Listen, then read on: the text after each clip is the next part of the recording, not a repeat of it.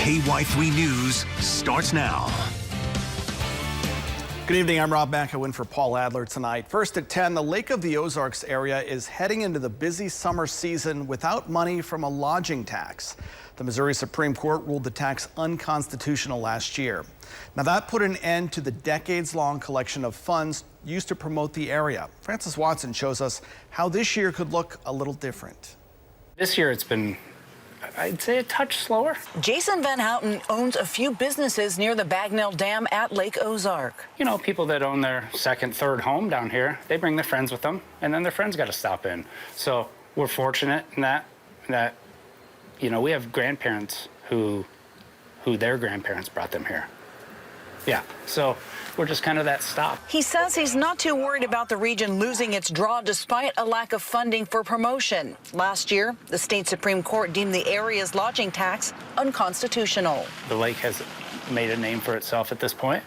There's television shows about it, you know, so we kind of get a lot of advertising without advertising. At issue, according to the justices, was how the money was collected and spent. Each county, Miller, Camden, and Morgan had a board that would collect the funds from hotels and motels, then distribute them according to state statute. Established nearly 30 years ago, the lodging tax was meant to help the Lake of the Ozarks market itself as a tourist destination. Without that money, some fear it could hurt business. The tax is it's devastating to the lake, to the tourism industry. Business owner and former Tri-County Lodging Association board member Merlin Vandevort says the money generated by the lodging tax was more than $2 million a year. One of the things the lodging tax paid for that people didn't realize was fireworks displays on the lake. Well, right now there's no fireworks displays planned for 4th of July weekend.